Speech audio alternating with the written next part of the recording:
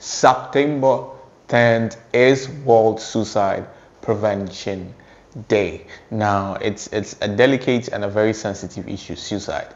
Now, people actually go to the point of actually wanting to take their own life. Okay, and somebody will ask,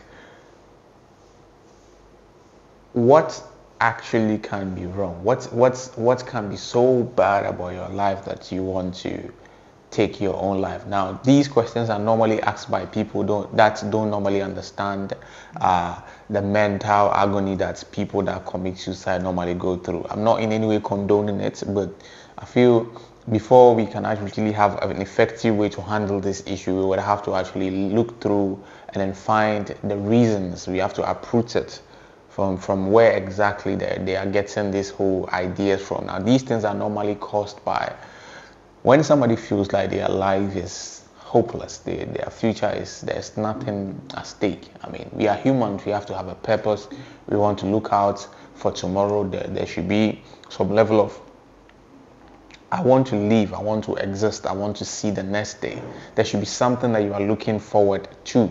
And it's sometimes it's a very delicate issue to handle, because I mean you can be around someone that is happily laughing, will be smiling, and then I mean cracking the best joke, and deep down they'll be going through the worst depression, and maybe all these things, all the laughter and all the funny stuff they are throwing around is just a facade, it's just a mask, something to just mask their pain and to act like they are tough, you know, especially when it comes to the men. I mean, women have a more supportive system. They have the woman group, I mean, that they can actually open up to their friend, family, and loved ones easier, you know, than men. I mean, there's this level of toxic masculinity that is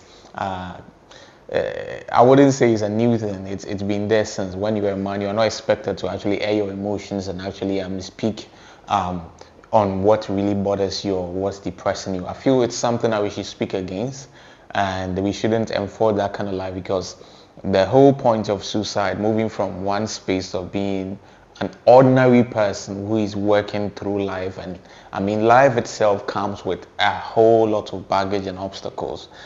There's no human being in this life that doesn't even experience some level of obstacles from the sequence of nature. Nobody is left out, but some people's obstacles and some people's cross are much heavier than others. Yes, we admit that, but how can we actually create an environment where a man, not technically to say that when you're a man you should just go around just speaking about what you're going through anyhow, but I think there should be a support system. Every individual, if you're watching me now, you should have friends, okay? You should have friends and family, genuine people in your life that care about you. You should make sure that you are surrounded by people that really care about you and your welfare, your well-being, because sometimes when life becomes really difficult, right, sometimes it's the love and appreciation and how do I say it? Is the availability, people that you love, people that are going to show you and hold you together. When you feel at peace to open up in a certain kind of way about something that you are dealing with, something that is drowning you in depression, right, then you will be able to come out successfully. But if you don't have the support mechanism around you, right, it's going to be difficult, right? So I feel we should all be our brother's keepers. Personally, if you ask me, I have a couple of friends that when they are having issues to deal with, they just call and challenge. I say, is everything okay?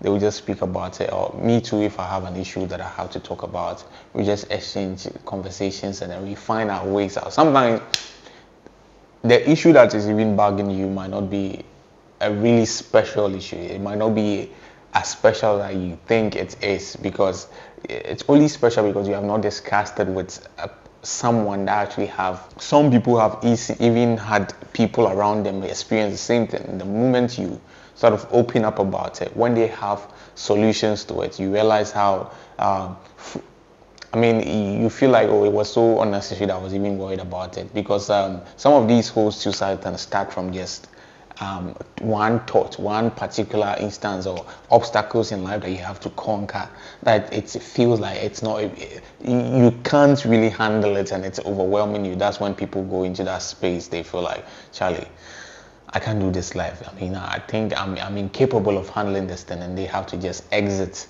and it's not the best, right? So the records in Ghana now, the first quarter of the suicide records now is 81 people have taken their life through suicide.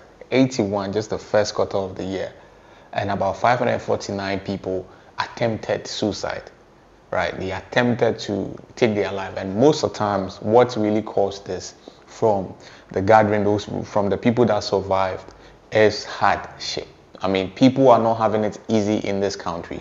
People are struggling. I don't know how many times we have to say this, but the structures in this country are bad, right? I mean, you have capable people that are very talented, some are even multi-talented. They are working jobs that are not really, I mean, they are not seeing the fruit of their labor. And today they go to the market, something that they sell 200 cedis, tomorrow they will go is 300. And even the 200 cedis previously, they were not even able to sort of cater for it properly. And then they will go to the market the next time. You see that the prices keep inflating, and it's sickening, it's depressing. I mean, there's a lot of depressed hearts and minds in Ghana here, and I feel it's about time that we really speak about this issue with genuine concern. Okay, because in Ghana right now, Charlie, the economy is difficult, it's hard for a lot of people. Not just only, even some of the people that were actually having it easy right now are not having it easy, because businesses are collapsing. People are struggling to make a living, and when this happens, naturally now people want to sort of end it all, find ways to sort of end the living. I mean, they want to just collapse everything, Charlie. Everything, they want to just go mute, and which is very bad. Not bad in a sense of criticizing the people that do that, but bad in a sense that living in a country whereby the youth, especially, because from the statistics, it's the people that normally commit suicide is between 19 and 29 years. That's the youth. And this is a youth that feel hopeless. They don't have hope in the future. They don't have anything to look out for, look up to, and it's difficult. So I feel there should be genuine concerns to how we are going to handle mental health issues, especially in Ghana here. And I believe the church is actually performing its duties in a certain kind of way, because I feel it's now a support group. Okay, people actually go to church to sort of have that kind of interaction and have a community whereby they can also feel like they have a sense of belonging and have a man of God that they can actually open up to about certain issues in their life. So you see, I always say this, that we should handle our African problems in an African way. We should find solutions to our African problems. We should find solutions to our African problems in the best African way as possible. Because look, we need these institutions, we need this church and then this mosque, and we need them. We need elders in the community that young people can actually walk to and then seek advice on struggles that they are facing in life. And if possible, now these people can also be a form of they can provide a level of assistance through connections to job, and actually sometimes even giving them some money to actually sustain themselves, so that, I mean, the thought of having to take their life would actually subside. Because look, the truth is, a lot of people are going through in this part of the world. There's no way around it. Some people are actually very good. They are not lazy. They're hardworking. They are doing their best. But Charlie, the system is just crooked. The system is just, and they are not able to survive. And it's something that can be very frustrating. But you know, the one thing that I want you to know is, if you are going through any streak or thoughts or suicide ideation, then I want you to know that there's always a purpose for you being here. Okay, I mean, it might not be as smooth as you think, and then life might not be as romantic as it might look on TV or on the media to you, but there's always a line, there's always a brighter thing, there's always a brighter light ahead. I mean, look at the people that have made it in life. I mean, ask of their stories. They've all had some level of obstacles. They've all had some darkness. They've all had their period of darkness. Now, these are the periods that sometimes it's used to refine your personality. It's used to sort of build you up, right? It's used to sort of equip you for whatever you are supposed to take on in the future. Okay, so when these kind of hardship, these kind of depressive thoughts are coming in, it's not always like, yo, this is too much for me. No, there's always going to be that strength within yourself that you can come out successfully, right? You don't know what is ahead of you. I mean, there are people that when they tell you their story, at some point it was so gloomy. Even me, sitting here, I'm not talking about anything that is far beyond my experience. I've had a period in my life that Charlie was so dark to the extent that I wanted to just bury myself in the darkness, right? Because I mean, no matter how you try to sort of come out from the darkness, I mean, you can walk, you can run. By the time you realize you're still at where you are and everywhere is dark.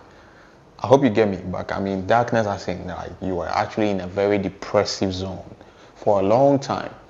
And then you have to sort of take it one day at a time, one day at a time, one day at a time, one day at a time, and hope that something good will come out. Like push through, push through, push through, push through, push through.